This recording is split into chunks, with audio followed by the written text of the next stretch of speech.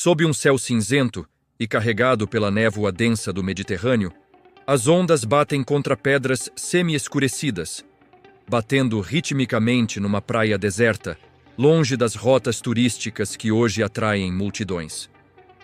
Essa mesma costa, há quase um século, foi palco de sombras alongadas pelo crepúsculo da Europa em plena Segunda Guerra Mundial, onde a guerra não se travou apenas com armas, mas também com segredos escondidos nas profundezas do mar e em cavernas esquecidas no interior de ilhas remotas. Ali, entre a Tunísia árida e o canto gelado da Córcega, um mistério se ergueu silencioso, deixando rastros de ouro, joias e segredos que desafiam o tempo. Falamos do lendário Tesouro de Rommel, ou, em círculos mais restritos de investigadores, do enigmático Ouro de Rauf. Nomeado a partir de dois personagens que se tornaram símbolos de uma época manchada por guerras e atrocidades, esse tesouro não é uma simples pilha de moedas ou baús de joias reluzentes enterrados à beira-mar.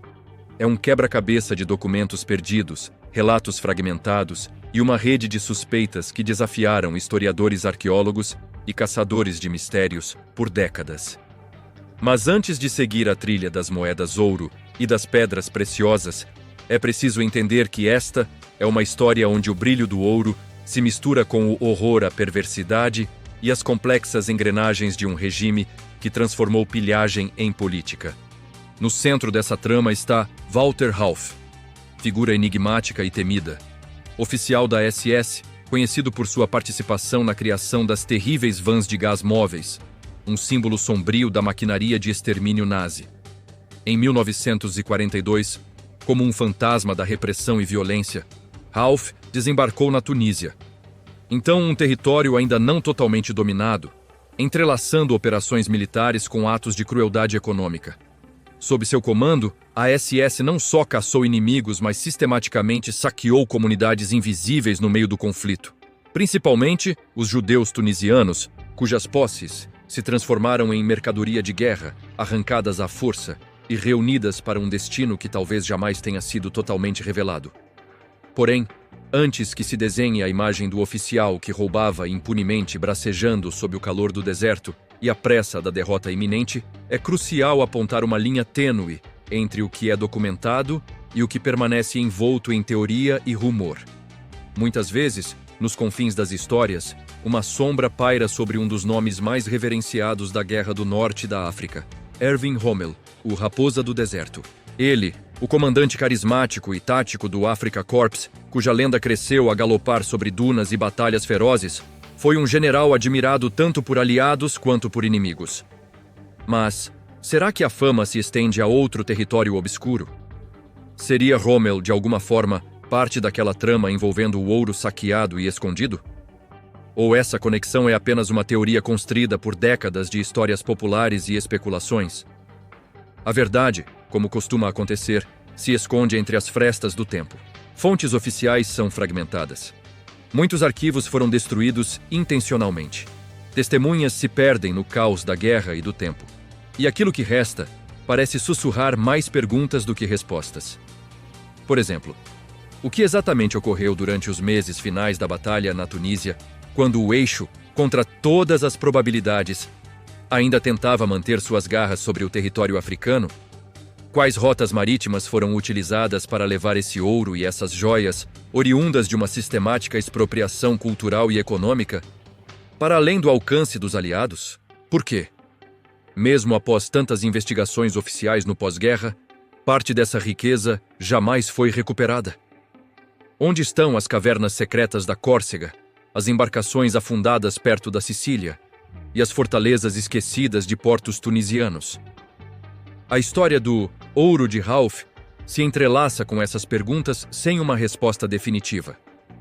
Walter Rauf, o homem que dominou as operações de segurança e expropriação da SS na Tunísia, é sempre mencionado.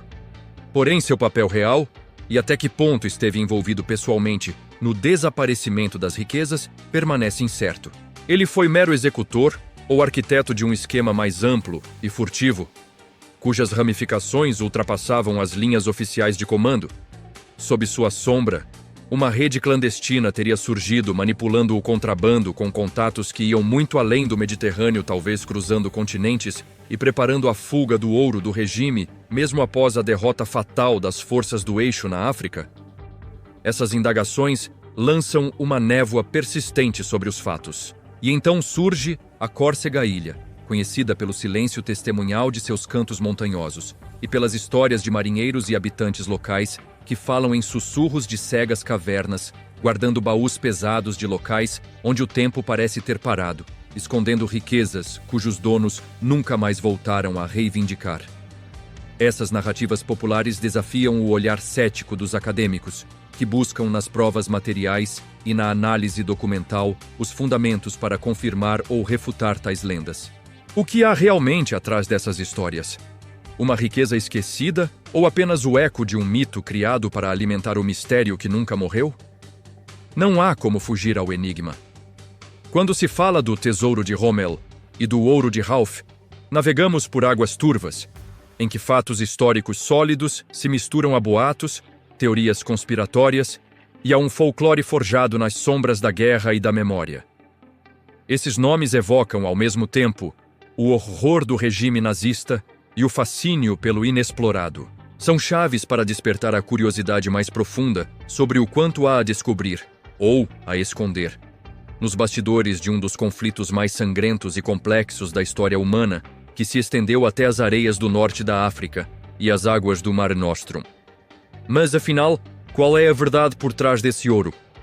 Onde ele foi perdido? Sob que circunstâncias? E quem realmente esteve por trás dos cofres de uma das maiores pilhagens da Segunda Guerra Mundial?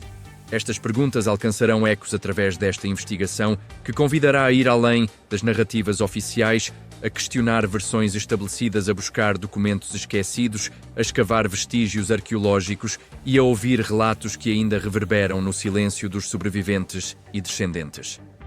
Este é um convite para mergulhar nos mistérios do contrabando, das traições ocultas, das guerras dentro da guerra e da busca incansável por um tesouro cuja existência desafia até hoje a compreensão completa dos historiadores.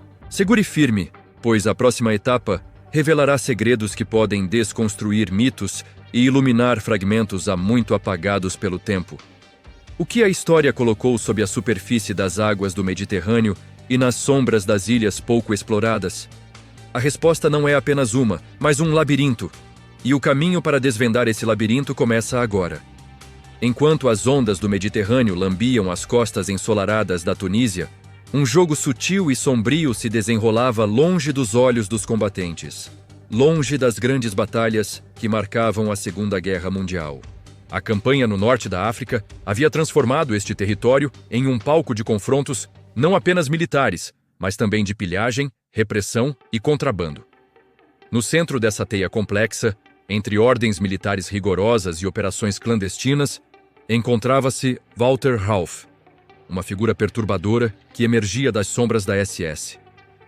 Rauff não era um comandante comum do campo de batalha. Antes da chegada dos alemães à Tunísia, em novembro de 1942, ele já havia construído seu destino macabro ao trabalhar no desenvolvimento das vans de gás móveis, instrumentos cruéis de extermínio usados nas fases mais brutais do Holocausto. Essa experiência cruel e a reputação implacável na repressão permeavam sua atuação.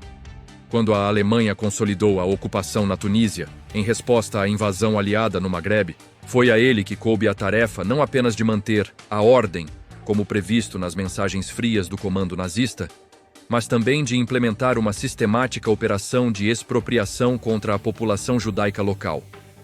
Enquanto o Afrika Korps, sob o comando do Marechal Erwin Rommel, travava batalhas contra as forças britânicas no deserto, a SS de Rauff se movia com outro objetivo, velado e cruel.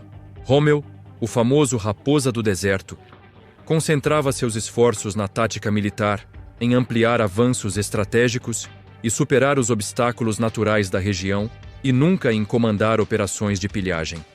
Historiadores sérios que analisam registros do Bundesarchiv e arquivos do Alto Comando Alemão são enfáticos. Não há provas documentais ligando Rommel ao saque das riquezas judaicas. Ainda assim, narrativas populares e lendas urbanas começaram a emaranhar sua imagem com a ideia de um tesouro de Rommel, um mito que se perpetuaria por décadas, alimentado por versões incompletas, memórias distorcidas e interesses políticos de diversos atores pós-guerra. Mas talvez a divergência mais fascinante e duradoura esteja na questão do destino final do tesouro. No campo tradicional, a narrativa afirma que, com o colapso da presença nazista na Tunísia, em maio de 1943, o ouro e as joias foram amplamente perdidos ou recuperados pelas forças aliadas e as autoridades pós-guerra. Registros de embarcações afundadas, confiscos realizados pelas tropas britânicas e americanas e inspeções em portos mediterrâneos atestariam a dispersão ou o desaparecimento irreversível dos volumes saqueados. Entretanto, do outro lado, surgem histórias quase lendárias, entrelaçadas com investigação arqueológica, às vezes por demais entusiástica, às vezes por demasiado subjetiva, que indicam a ocultação deliberada de grandes quantidades em locais secretos no Mediterrâneo. Caverna após caverna na Córcega são exploradas, túneis submarinos inspecionados, naufrágios antigos vasculhados com esperança de revelar os cofres dourados dos nazistas. Sustentado por fragmentos de cartas-mapas resgatados de arquivos não oficiais e relatos de moradores locais, esse folclore moderno propõe que não apenas houve uma tentativa sistematizada de esconder os bens em áreas inacessíveis, mas que até hoje vastos volumes permanecem enterrados, submersos ou camuflados, aguardando ser descobertos. Ou talvez, para sempre, perdidos no mar. A análise crítica, no entanto, permanece cética, apontando a ausência de evidências científicas inquestionáveis e considerando tais narrativas como uma mistura perigosa de desejo, especulação e um subproduto natural da memória coletiva traumatizada. As contradições não terminam aí. O papel das autoridades coloniais francesas durante a ocupação e a colaboração na identificação e apreensão de bens judeus também gera um acalorado debate. Ouvir essas vozes fragmentadas faz emergir dúvidas cruciais. Até que ponto os administradores locais teriam de fato resistido ao controle da SS? Ou se teriam sido parte involuntária, ou mesmo cúmplice, em uma engrenagem maior de pilhagem e repressão? Documentos oficiais preservados apontam para uma burocracia complexa, em que as forças alemãs subjugavam as autoridades locais, mas poderiam, em instantes de fragilidade, utilizá-las para legitimar ativamente o confisco de propriedades. Em contrapartida, testemunhos de sobreviventes descrevem diferentes graus de colaboração e resistência, intensamente influenciados pela situação cambiante no território. Assim, o mosaico da ocupação tunísia expõe tanto a resistência quanto a cumplicidade, ampliando a dificuldade de uma avaliação uniforme e definitiva.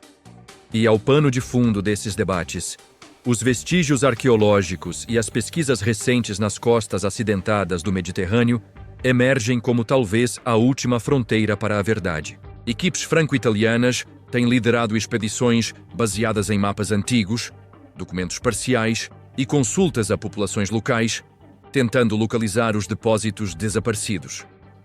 Certa expedição, realizada na Córcega em 2017, encontrou inscrições e estruturas submersas que foram interpretadas como possíveis esconderijos nazistas, reacendendo o frenesi em torno das histórias de tesouros escondidos. No entanto, a fragilidade das evidências técnicas e a dificuldade em estabelecer conexões diretas com os eventos de 1943 mantém o assunto envolto em controvérsia. Há quem se pergunte se essas buscas não são, afinal, mais uma caçada ao mito do que uma investigação histórica. Enquanto o debate historiográfico oscila entre a análise documental rigorosa e as narrativas populares que alimentam o imaginário, permanece uma certeza desconfortável.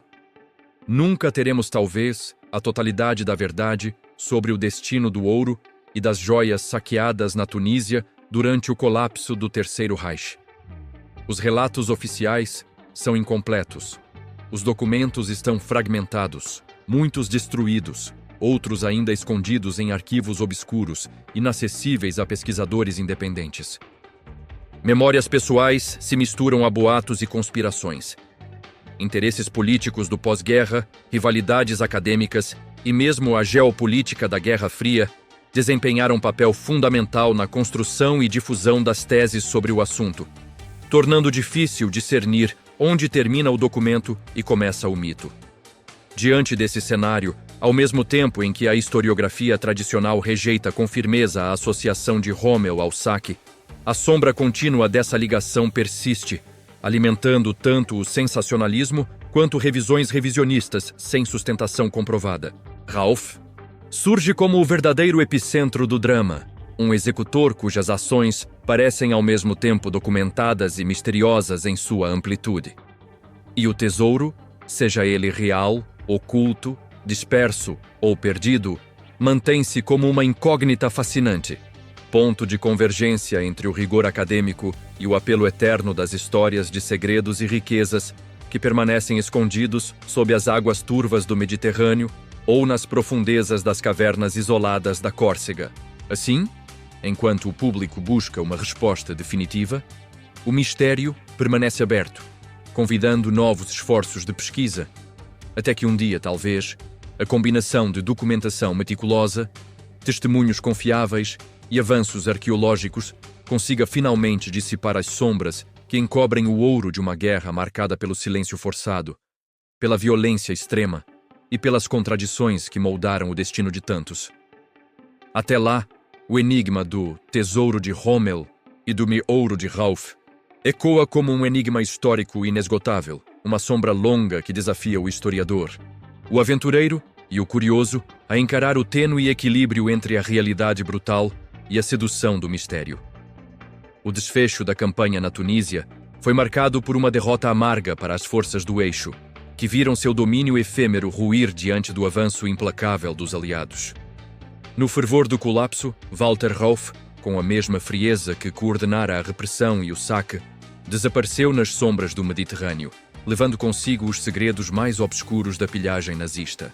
O ouro e as joias, frutos do confisco brutal das comunidades judaicas tunisianas, foram fragmentados no caos da retirada. Parte naufragou em embarcações soterradas nas águas traiçoeiras, parte desapareceu em esconderijos secretos nas falésias da Córcega, e outra fatia se perdeu para sempre no labirinto da memória e do silêncio pós-guerra. A destruição criminosa dos arquivos, a obliteração de provas e os desaparecimentos misteriosos transformaram aquele tesouro não apenas em uma riqueza material, mas em um enigma moral e histórico que atravessa gerações. Ralph, isolado e perseguido pelas ameaças da justiça, nunca foi plenamente responsabilizado por suas ações, e a conexão incontestável entre o ouro e o Afrika Korps comandado por Rommel foi há muito desfeita por evidências documentais. Rommel, figura consagrada pela tática e pela lenda, permanece, na melhor visão da historiografia, distante dessas operações de pilhagem, envolvido apenas no teatro militar e ausente das sombras da repressão econômica. Mas o que resta à história, além dos fatos e das teorias conflitantes? A realidade incontestável é que aquele ouro, fragmentado, perdido, oculto ou talvez recuperado, simboliza o sofrimento de vítimas cujos bens, símbolos de vidas, tradições e dignidade foram arrancados com violência.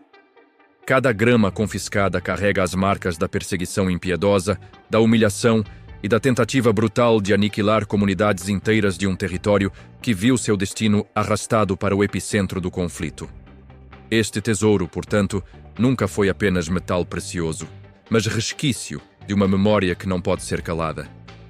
Um testemunho silencioso da dimensão humana do horror. E assim, enquanto as águas do Mediterrâneo guardam seus segredos e os esconderijos na Córcega permanecem intocados, o peso dessa história ecoa como uma sombra que não se dissipa. Sabemos o que foi documentado, mas o que foi perdido? O que ainda pode estar enterrado sob o solo escaldado da Tunísia ou submerso em cavernas afastadas, esperando para emergir das brumas do tempo? E se, no silêncio dessas profundezas, o último fragmento do ouro de Ralph ainda repousar, falando não de riqueza, mas da necessidade vital de lembrar? É essa pergunta, inquietante e aberta, que convidamos você a manter viva. Afinal, a história nunca termina. Ela apenas espera novos olhos atentos e mentes curiosas para revelar suas camadas ocultas. Se essa jornada pelo labirinto do passado lhe despertou interesse, convidamos você a continuar conosco. Inscreva-se no canal para não perder os próximos episódios, onde exploraremos outras histórias impressionantes e misteriosas que emergem das sombras da Segunda Guerra Mundial. Deixe seu like para que possamos seguir trazendo conteúdos que desafiam o tempo e a memória. E ative o sininho para receber notificações assim que lançarmos novas revelações. Porque a memória, assim como esse ouro enigmático, é um tesouro que vale a pena preservar e desvendar. Sempre atentos ao que a história nos ensina e, sobretudo, ao que ela ainda deve revelar. Walter Rauff emergiu não apenas como o executor das medidas oficiais, mas como o operador principal de uma máquina clandestina que resplandecia pela eficiência e pelo obscurantismo. Seu nome aparece com frequência nas investigações aliadas, não só como comandante das unidades da SS na Tunísia, mas como figura-chave das operações de transporte e armazenamento oculto das riquezas saqueadas. Em correspondências secretas e registros internos, há pistas indiretas de que Rauff poderia ter montado uma rede própria para a fuga do ouro, talvez desviando cargas para rotas alternativas ou criando esconderijos não oficiais. No entanto, a verdadeira extensão dessas práticas permanece um enigma, pois muitos documentos foram destruídos ou extraviados deliberadamente. Durante a retirada em maio de 1943, quando o colapso das forças do eixo ficou inevitável, relatos falam de uma agitação intensa entre membros da SS e a Wehrmacht. Enquanto soldados e oficiais abandonavam rapidamente seus postos, cerca de embarcações sobrecarregadas partiam apressadamente rumo à Sicília, contendo alguns dos últimos carregamentos do tesouro. De lá, seguiam em direção ao que hoje é a Córcega, embora o que acontecia nos bastidores fosse um mistério que alimentaria décadas de especulação. Informações obtidas em arquivos italianos indicam que esconderijos foram estabelecidos em cavernas e antigos bunkers na região montanhosa da ilha, supostamente para proteger o ouro até que uma nova oportunidade de transporte aparecesse. Mas o que motivava Rauff e seus subordinados a tantas cautelas e a essa rede complexa de movimentação? As respostas permanecem incompletas, mas boa parte se concentra na certeza de que essas riquezas não eram apenas pilhagem comum. Representavam um capital estratégico e preciosíssimo para o nazismo, um ativo que poderia ser utilizado para financiar redes clandestinas ainda em funcionamento após o colapso militar. Há indicativos de que parte significativa teria sido destinada a contas secretas ou convertida para financiar organizações paramilitares que se dispersavam com o fim da guerra, enquanto outras frações simplesmente desapareceram no limiar do caos final. E então, de onde vem a ligação entre essas operações e o nome do Marechal Rommel? Embora inúmeras teorias populares atribuam a ele a posse ou controle desse tesouro, os arquivos do Afrika Korps e as correspondências militares não o mencionam em qualquer esquema de saque ou contrabando. Rommel, reconhecidamente um brilhante comandante militar, parece ter mantido distância dessas operações, que eram domínio exclusivo da SS e das suas redes paralelas. Essa separação clara nas responsabilidades deixa dúvidas. Por que, então, o nome do Tesouro de Rommel continua a reverberar em livros e lendas? A resposta talvez esteja nas contradições naturais do relato histórico e na construção de mitos alimentada por interesses políticos e culturais pós-guerra. Elementos que pairam hoje, tão imprecisos e sedutores quanto o próprio tesouro desaparecido. Mesmo com o avanço das investigações, o quebra-cabeça do ouro de Rauff jamais se completou. Documentos cruciais continuam desaparecidos ou inacessíveis, e operações de recuperação têm sido atrapalhadas por relatos incompatíveis e informações contraditórias, recebidas de fontes diversas. Algumas equipes exploratórias em áreas submersas perto da Córcega relataram encontrar indícios vagos de embarcações naufragadas, contendo cargas, mas nunca algo que comprovasse efetivamente o maior mistério: o volume exato e o paradeiro final do ouro saqueado. Essa ausência de clareza ajuda a manter viva a chama da especulação e do enigma. O tesouro, se ainda existir, continua oculto nas entranhas do Mediterrâneo, ou talvez enterrado em cavernas remotas, protegido por segredos que Walter Hauff e seus colaboradores deixaram para trás. Ou teria ele, em seus últimos atos como comandante de uma máquina que ruía, conseguido, afinal, garantir uma rota segura para uma fortuna que postergou para o futuro, escapando à destruição total? As perguntas permanecem. O que foi realmente carregado em Bizerta naqueles meses finais? Quantas toneladas de ouro e quanto de joias sobreviveram ao fogo da guerra e à fúria dos mares? Qual o papel oculto das poderosas redes de contrabando que atravessaram o Mediterrâneo e como elas mantiveram segredos por tanto tempo? Rommel foi real ou apenas um nome conveniente para uma lenda? Walter Hauff foi um operador solitário ou parte de um sistema maior, ainda mais obscuro e sofisticado? Cada documento que surge, cada depoimento que se descortina, acrescenta fragmentos a essa história que nunca fecha, que vive das sombras, dos suspiros de testemunhas e do silêncio dos arquivos destruídos. E assim, o tesouro, ou o que dele restou, continua a navegar entre os muitos mistérios da guerra, escondido em rotas marítimas esquecidas em cavernas de pedra na Córcega, no fundo de naufrágios mal localizados, alimentando um enigma que desafia o tempo e a razão, um labirinto onde o ouro da pilhagem se mistura com a história negra da Segunda Guerra Mundial. Enquanto isso, o mundo observa, sedento por rastros, por vestígios, por uma verdade que talvez jamais se revele completa. Afinal, o que aconteceu realmente com o ouro da SS na Tunísia sob o comando de Walter Hauff? Ou melhor, quem afinal ainda guarda essa resposta e a que preço? A complexa teia que envolve o chamado Tesouro de Rommel e o enigmático Ouro de Hauff parece mais um labirinto de sombras do que um simples episódio de pilhagem de guerra. À primeira vista, para aqueles que analisam os documentos oficiais e as evidências com rigor acadêmico, a narrativa é relativamente clara. O saque sistemático de ouro e joias ocorreu sob o comando direto de Walter Hauff, à frente das forças da SS na Tunísia, e Rommel, por mais imponente que tenha sido como comandante militar do Afrika Korps, não teria participado nem orientado nem se beneficiado das operações criminosas. O consenso acadêmico se baseia em milhares de páginas de relatórios de inteligência aliados, registros do Tribunal de Nuremberg, correspondências da Wehrmacht e depoimentos sob juramento, cuja coerência é surpreendente no cenário fragmentado da guerra. No entanto, a perfeição desse consenso começa a se dissolver quando adentramos os domínios menos explorados da historiografia, aqueles em que documentos desaparecidos, memórias contraditórias e interesses políticos moldam versões tão diversas quanto inconciliáveis. No centro desse conflito de versões está a figura de Erwin Rommel. A partir do silêncio cauteloso dos arquivos militares, ele surge como o estrategista militar disciplinado, focado nas batalhas, nas manobras e na sobrevivência do Afrika Korps. Nenhuma prova documental confiável o associa diretamente ao planejamento ou à execução da pilhagem.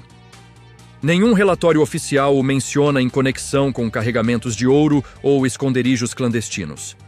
E ainda assim, em pequenos círculos revisionistas e narrativas populares que persistem desde o pós-guerra, uma outra imagem insiste em aparecer: a do marechal de campo, que diante da derrocada iminente teria legitimado ou mesmo participado da expropriação, utilizando-se do ouro para alimentar redes internas do partido nazista ou para ações secretas. Essa visão, que personifica o mito e o mistério, encontra seus sustentáculos em memórias fragmentadas, documentos não oficiais, relatos orais transmitidos por veteranos italianos e tunisianos, arquivos ocultos da SS que supostamente teriam surgido em mãos privadas. Mas a sua fragilidade arqueológica logo se revela diante da ausência de provas irrefutáveis, como registros de transporte, ordens escritas ou confissões formais. Diante disso, especialistas como Walter Mommsen e outros historiadores militares oferecem um diagnóstico crítico. Trata-se mais de uma fábula construída pelo imaginário coletivo do que de um fato histórico validado. O que alimenta essa confusão é, indubitavelmente, o apelo dramático da ideia de um general lendário envolto em ouro nazi perdido, um enigma tão tentador quanto inescrutável. Enquanto isso, Walter Hauff, permanece um personagem ainda mais envolto em névoas. A documentação oficial em seu nome o posiciona como o articulador principal do aparato repressivo da SS na Tunísia, sendo, sem dúvida, o cérebro por trás das operações de confisco de bens e do controle da cadeia logística, que deveria assegurar o transporte do SAC para centros de armazenamento ou para a Europa. Contudo, há mais perguntas que respostas quando se tenta medir a extensão do seu controle sobre a clandestinidade do contrabando.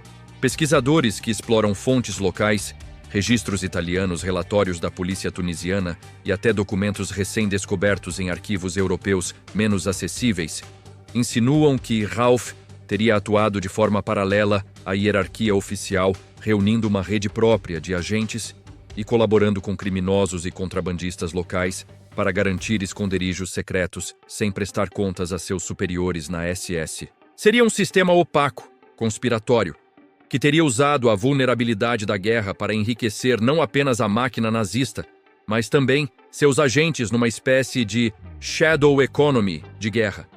No entanto, a falta de evidência documental direta torna esse cenário mais uma hipótese plausível que um fato comprovado. A fronteira entre o que foi oficialmente ordenado e o que ocorreu no submundo dos bandidos, espiões e mercadores do período é dificilmente delineável. Assim, os historiadores se dividem diante da figura de Rauf. Alguns veem nele uma sombra autoritária, um executor sem piedade das ordens de pilhagem. Outros, um vigarista sofisticado, capaz de desviar parte significativa das riquezas para bolsos privados ou esconderijos inéditos. Mas a verdade que pouco se quis revelar estava na esquadra sombria que ia além das batalhas no solo africano. As rotas clandestinas e os esconderijos secretos no coração do Mediterrâneo. A SS, sob Rauf, estruturou uma máquina de pilhagem brutal e organizada que ultrapassava o mero confisco imediato. Era um empreendimento sistemático de expropriação que englobava o confisco de ouro, joias e propriedades da comunidade judaica tunisiana. Esses bens valiosos não tinham destino simplesmente roubado e gasto, mas eram meticulosamente colecionados para financiar o esforço de guerra nazista e, em paralelo, alimentar um mercado negro dominado por redes discretas de contrabandistas. O sistema implantado se valia da estrutura repressiva da SS Totenkopf-Verbände. As unidades de elite que controlavam os prisioneiros executavam ações de repressão e garantiam a transferência dos bens expropriados. Quando Rauf chegou a Tunis, encontrou uma administração colonial enredada entre a impotência e a colaboração forçada, com as autoridades francesas locais acuadas e muitas vezes incapazes de resistir às imposições da ocupação alemã. Recordes fragmentados apontam para encontros tensos, onde figuras da administração protegida tentavam manter algum controle, mas foram frequentemente superadas pelos métodos brutais da SS. À medida que o conflito no deserto fervia, Rauf comandava suas operações de pilhagem com um olhar clínico sobre as riquezas coletadas, organizando transportes e identidades falsas para o ouro e as joias, enviando os carregamentos para portos estratégicos como Bizerta e o próprio porto de Tunis. De lá, as embarcações deveriam atravessar o Mediterrâneo, rumando para pontos menos vigiados da Sicília e da Córcega, onde esconderijos e baias secretas foram suspeitos pontos para armazenamento temporário. Era uma malha complexa, onde soldados, oficiais da SS, agentes de inteligência italiana e redes de contrabando se entrelaçavam em silêncio, longe do fronte. Mas o cenário estava longe de ser estável. O avanço aliando e a pressão crescente nas batalhas finais do início de 1943 tornaram o escoamento desses tesouros uma operação cada vez mais precária. Documentos interceptados pelos serviços de inteligência aliados revelam comunicações cifradas, ordens urgentes para movimentações rápidas, enquanto relatos fragmentados de sobreviventes e agentes envolvidos detalham fugas desesperadas e tentativas de esconder o que não podia ser transportado a tempo. Alguns navios afundaram misteriosamente, outros desapareceram nas brumas do conflito, alimentando as primeiras especulações sobre riqueza perdida no fundo do mar ou escondida em túneis secretos. É nesse ponto que a figura de Walter Rauf se torna ainda mais enigmática. Oficial com o pulmão financeiro encorpado da SS no Mediterrâneo, sua evidência documental o coloca como o cérebro da operação, mas seu envolvimento pessoal direto no contrabando ainda é cercado por lacunas, enquanto arquivos judiciais pós-guerra o vinculam oficialmente à repressão e à pilhagem. A complexa rede de transporte para a Europa envolvia agentes múltiplos, italianos e até membros do aparato secreto da Wehrmacht, confundindo o traçado preciso da responsabilidade. As suspeitas de que Rauff teria criado estruturas paralelas para ocultar parte do tesouro, talvez para benefício próprio, permanecem sem provas contundentes, entrelaçadas em relatos orais e testemunhos controversos. Nesse clima, o Mediterrâneo se transformou em um palco de contrabando silencioso. A zona entre a Tunísia, a Sicília e a Córcega estava repleta de pontos estratégicos, onde a geografia facilitava esconderijos naturais, cavernas, enseadas isoladas, portos obscuros. Especulações nas décadas posteriores mencionam barcos afundados, rotas secretas e fortificações abandonadas onde, supostamente, os tesouros jazem ocultos, à espera da redescoberta. Porém, a arqueologia subaquática e as investigações oficiais nunca confirmaram de forma definitiva esses esconderijos, deixando no ar o mistério que alimenta a imaginação popular. O papel de Rommel, nesse contexto, aparece nitidamente como o de um comandante focado unicamente na guerra convencional, um estrategista reconhecido, cuja missão era a luta contra os aliados no deserto. A SS, mais do que uma força militar, operava como um Estado dentro do Estado, com seus próprios objetivos, canais de comando e métodos paralelos aos oficiais do Afrika Korps. A confusão entre as funções alimentada por histórias criadas após a guerra tem origem em interpretações equivocadas e no apelo dramático da figura de Rommel. Por vezes elevado a um símbolo heróico e isolado dos crimes cometidos em seu entorno. No fundo, se há um tesouro ligado à Tunísia, ele é de fato o ouro da pilhagem da SS, sob o comando explícito de Walter Rauff, e não do marechal de campo. Enquanto as investigações pós-guerra tentavam mapear a rede de saque, muitos documentos foram destruídos ou sumiram, soterrados por um sistema já abatido que tentava esconder suas marcas. A própria dispersão de testemunhos, a divisão da história entre memorial e estratégia militar, e o véu de silêncio imposto pela Guerra Fria, criaram um terreno fértil para que a lenda do tesouro se perpetuasse, multiplicando versões suspeitas e contradições. Por isso, o passado da Tunísia durante a ocupação alemã não é apenas uma história de batalha, mas ancorado em uma sombra que ainda cobre o oceano e suas margens. Uma julgação pendente entre a memória, o mito e a verdade histórica.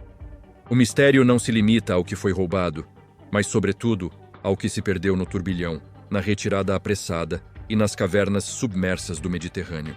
O ouro das vítimas da repressão nazista ainda não revelou plenamente seus segredos, e a figura sombria de Walter Rauff permanece como um espectro comandando silenciosamente essa coleção trágica de riquezas e dor, enquanto o verdadeiro comando militar do Afrika Korps aguarda na memória sua justa separação da sombra da pilhagem.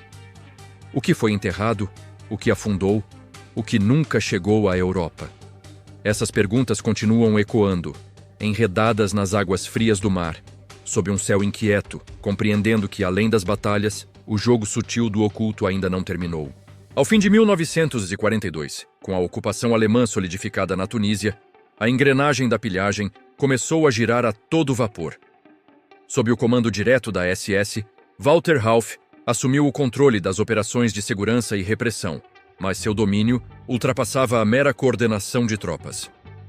Ele foi o maestro de um sistema maquiavélico de confisco de bens, especialmente bem visível entre as comunidades judaicas tunisianas que, naquela época, já viviam o prenúncio de sua desgraça. Documentos recuperados no Bundesarchiv revelam ordens rígidas para a apreensão sistemática de ouro, joias e propriedades, mas o que os relatórios não mostram explicitamente é o cenário sombrio em que tais ordens se cumpriam.